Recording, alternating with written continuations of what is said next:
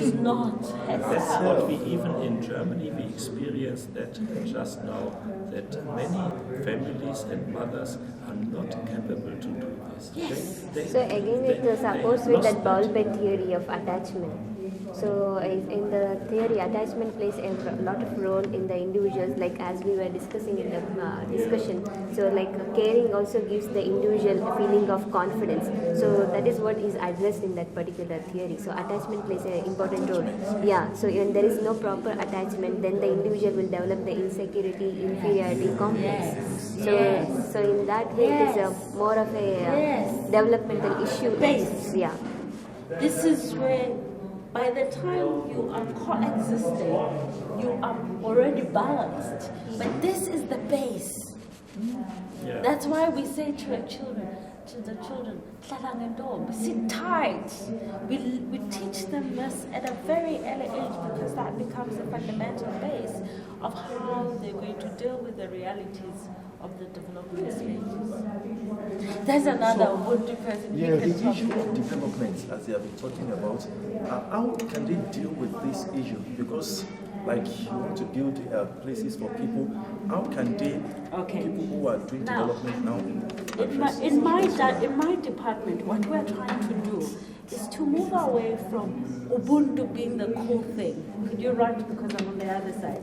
And then no, it's okay. And then we move it to the next level now, which is the exciting level of calling it an indigenous knowledge system. So there's baseline knowledge of how we transform to be Ubuntu, to be a human, and then there's baseline, which is the values, and there's baseline knowledges of how we transform Ubuntu to Ubuntu Abantu to this next level. So each phase has a knowledge system. For instance, for us to be Ubuntu Wabantu in Swaziland, we have regiments. I'm a member of a regiment. From when I was a young girl, I was a member of a regiment that was about preservation of my chastity, preservation of my virginity.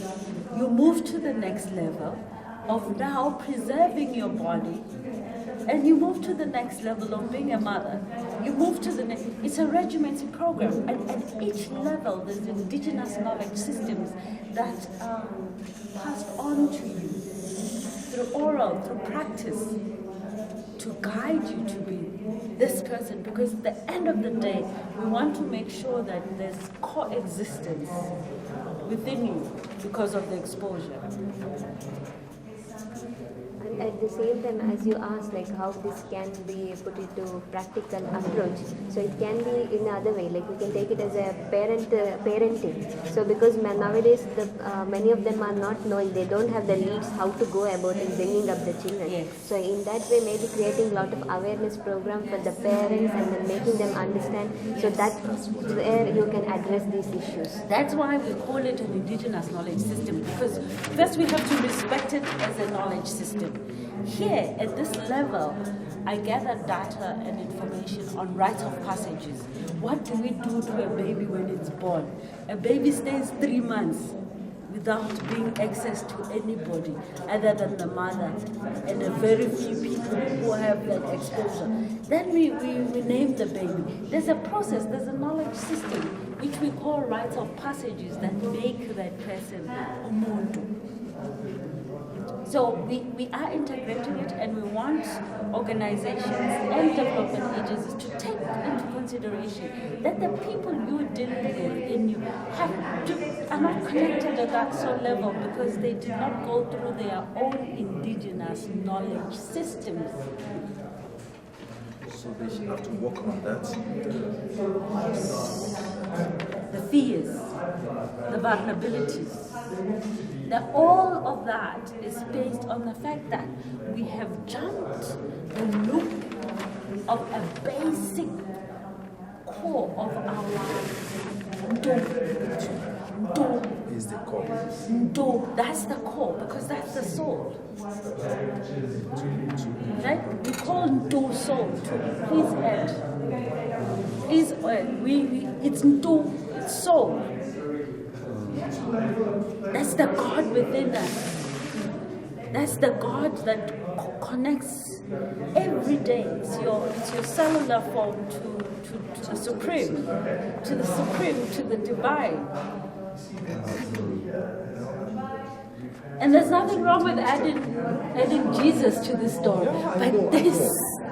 So it is more of a super ego. It would be easy for it would be easier for me now to get into a community and know how to address this. Yes. With ministry, we are dealing with family ministry now. That you don't just take the child alone. You need to look at the family, whether it's got all these steps done. So my idea is that new generation should be raised. How can we now Thank this you. one?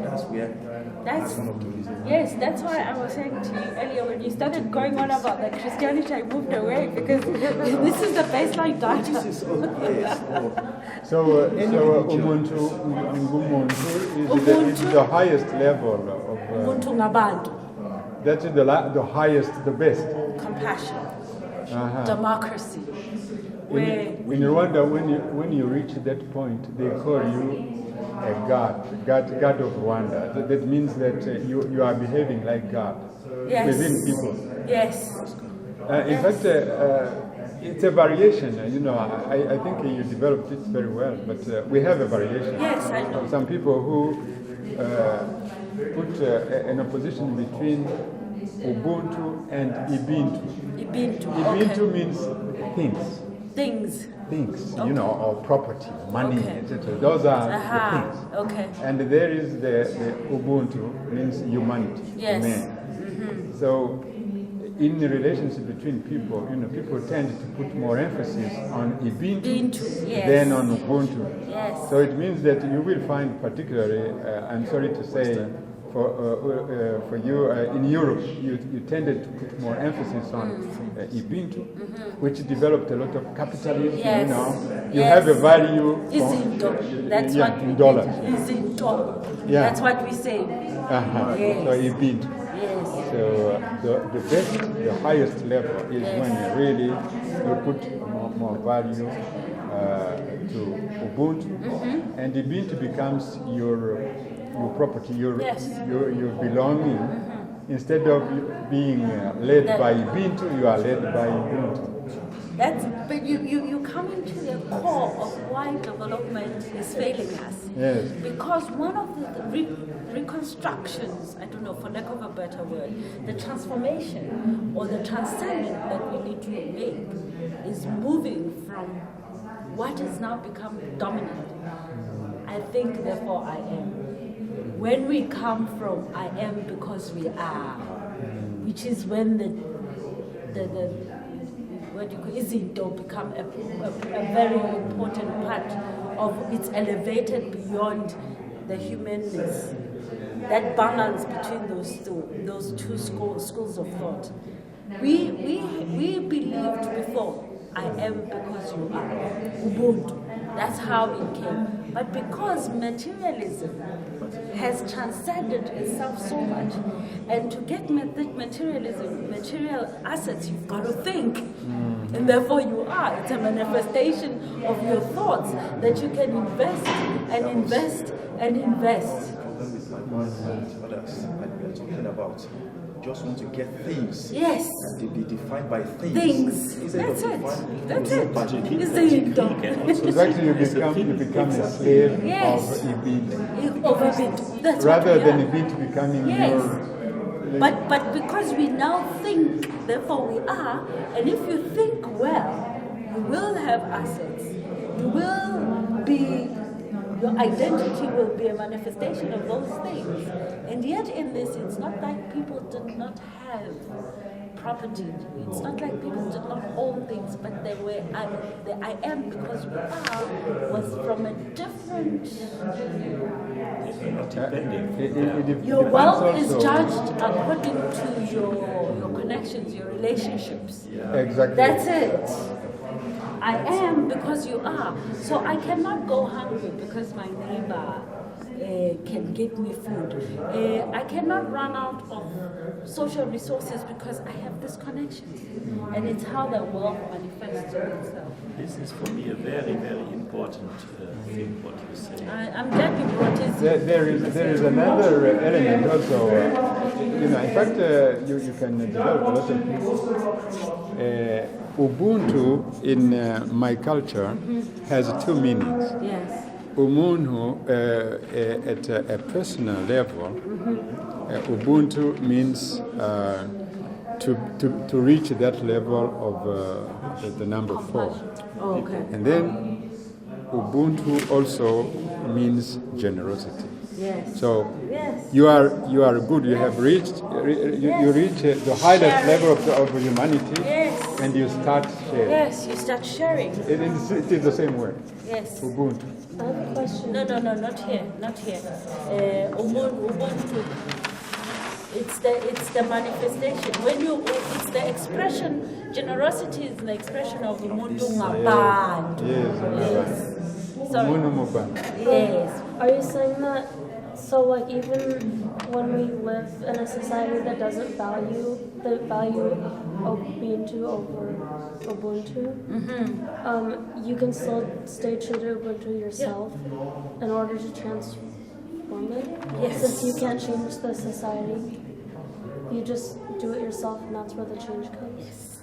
Yes, and that's what the raising the new generation is all about. It's about having people walking the talk, which is what Evelin is talking about. What if you and your family don't get along, or you're just dysfunctional and you just end up not really coming together for whatever reason? Maybe other family members aren't aware of what they're doing or whatever. How do you pass?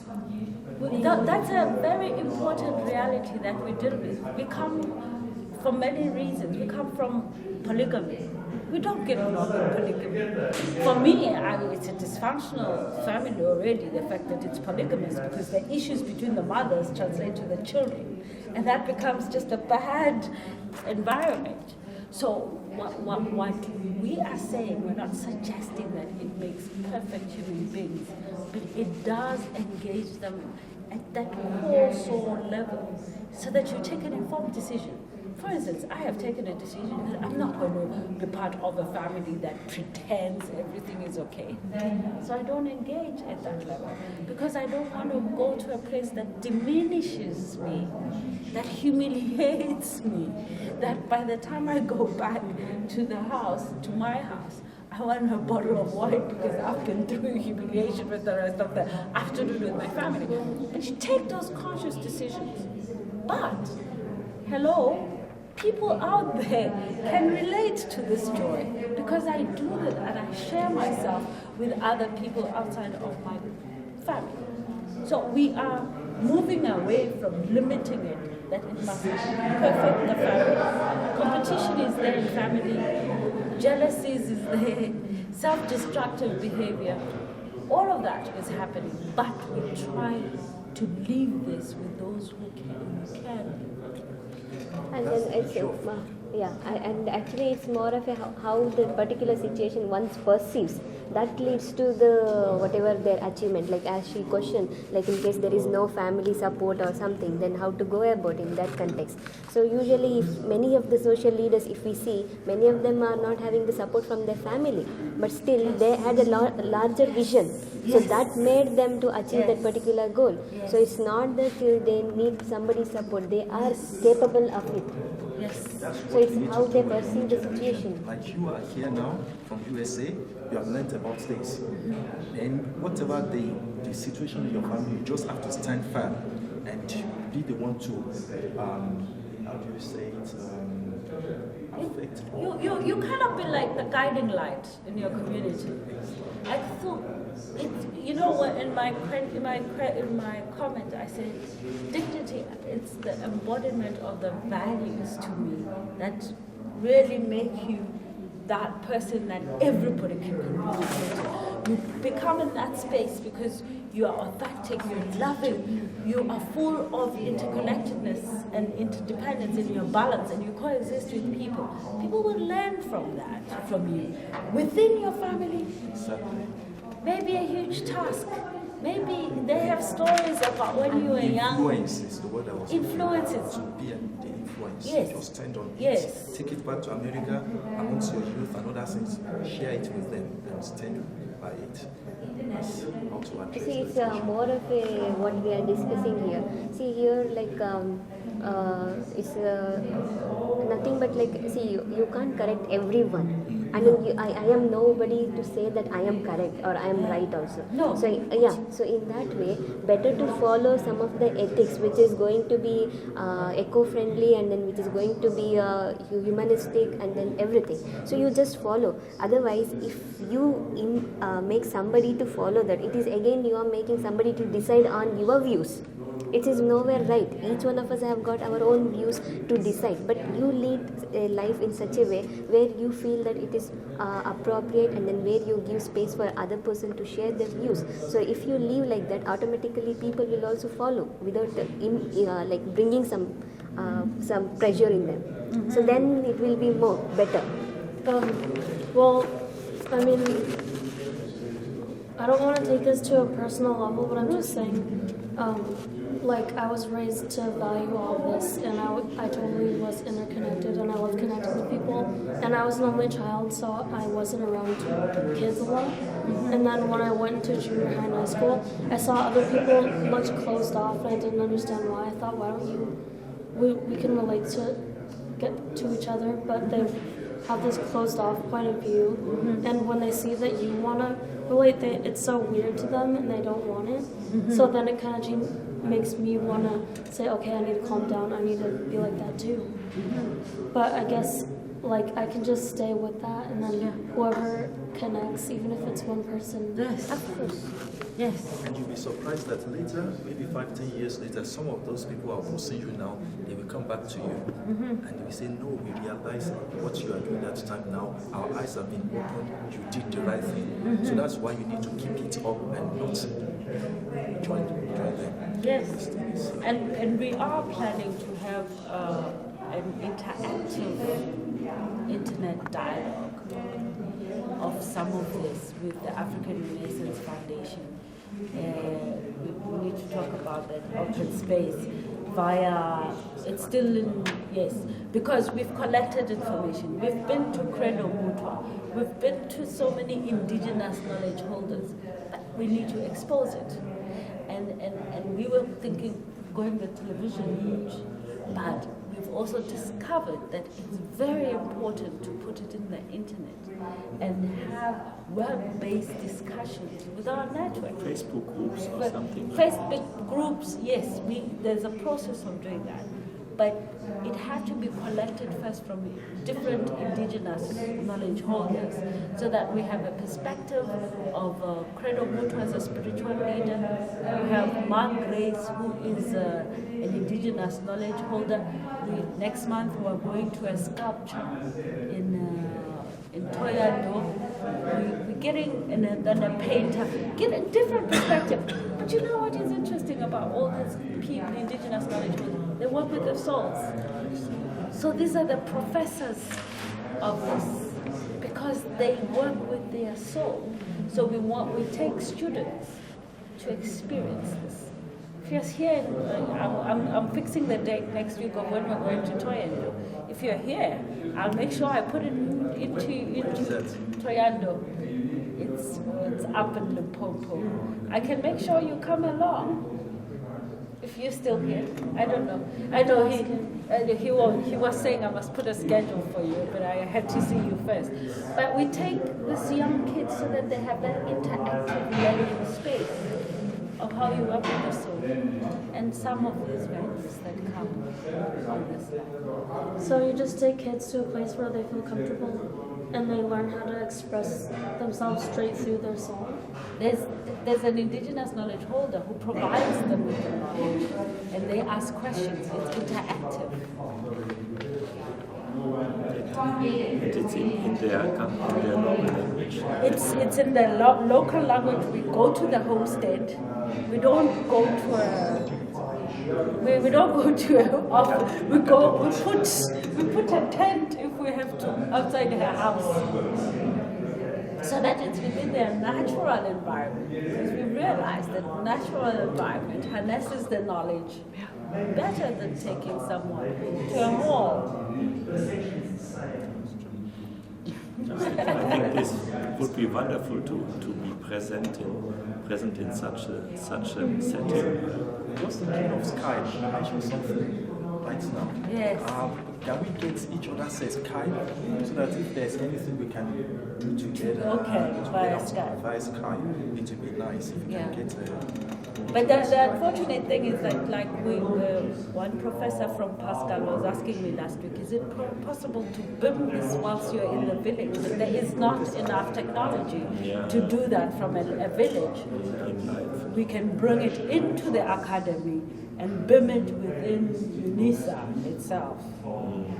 Then we can have people, and we'll be responding to the questions. We'll have people from all over. But we're in the process of setting it up.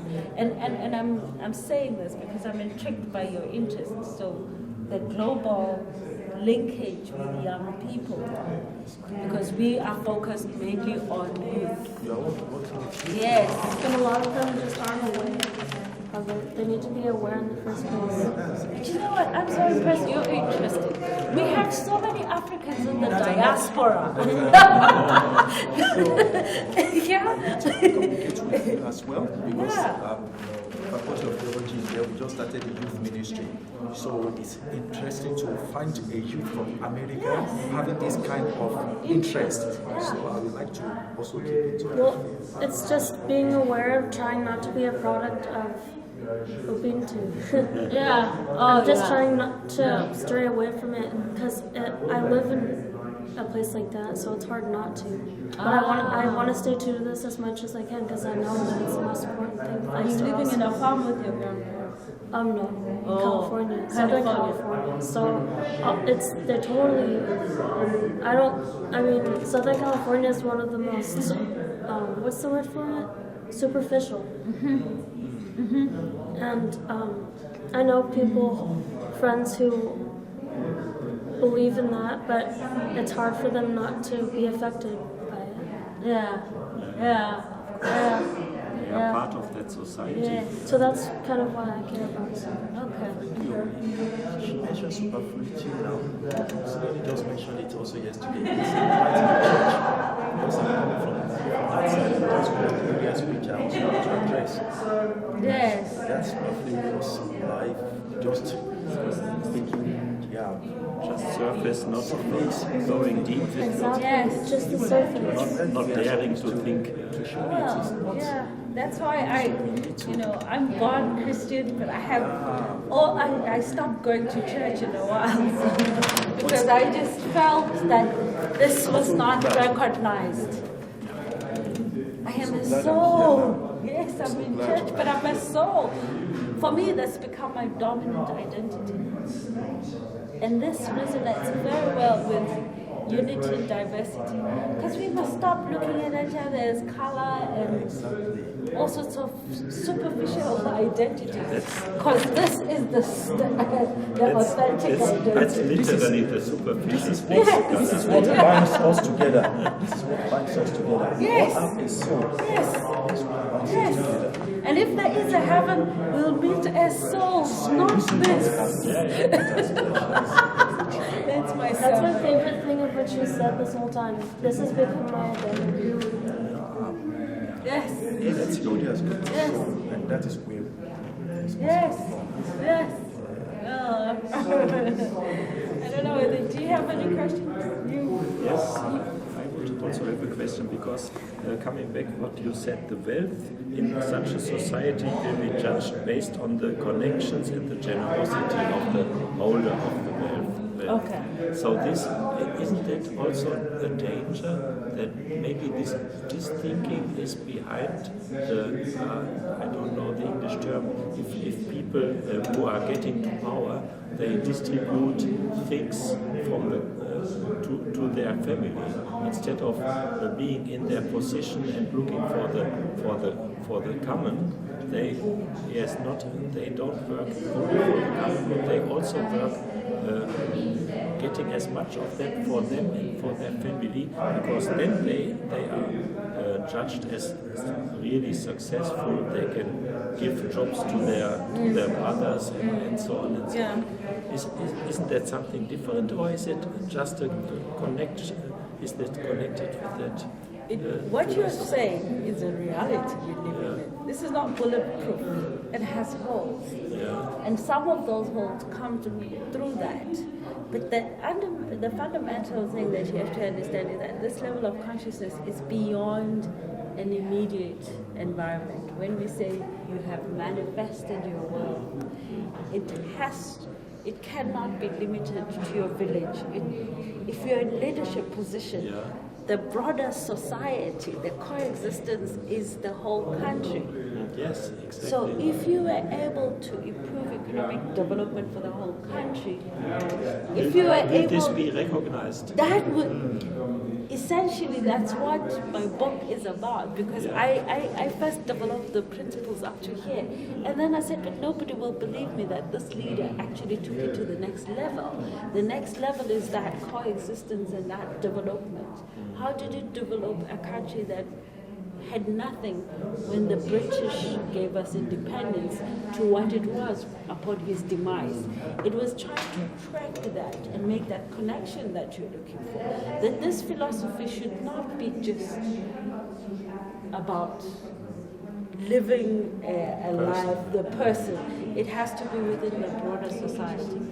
It does not mean that there were no holes, there were no faults. There were.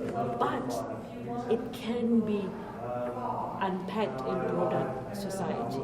And the title of the book, I know it's in my language, and I kept it that way because it says, Akusiko kwam Ubuntu. It means it's not mine, but for the people. And that's a very rare African leadership story. Because ultimately, he did eat something, but he didn't consume all to himself and his family. Ah, yes. So he was different than some other leaders we have Yes. everywhere in the world. Yes, yes. In the sense that it was not about consuming personally and his children. His children actually grew up in poverty. But he did have something. He did eat something. And we have to acknowledge that. But did he become so possessed in the power that it was him and his immediate family? No. And we have to have that dance. But his soul didn't need that. He didn't need all this zinto. He didn't need all of these things. He walked barefooted.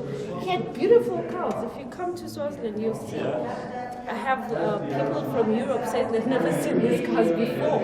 But he has Buicks from the 1950s. He ate something. That's amazing.